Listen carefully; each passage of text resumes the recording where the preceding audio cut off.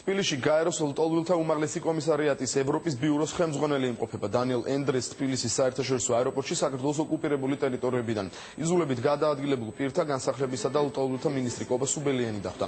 სწორედ მისი მოწვევით იმყოფება გაეროს წარმომადგენელი საქართველოში.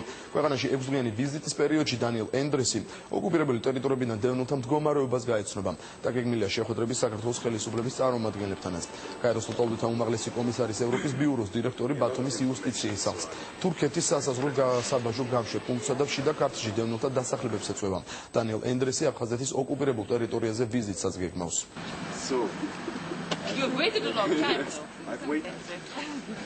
ადგილზე მოინახულებს დევნილთა მდგომარეობას გაეცნობა ჩვენს მიღწევებს თუ ჩვენ რა შევძელით დევნილების საცხოვრებელი პირობების გაუმჯობესების კუთხით.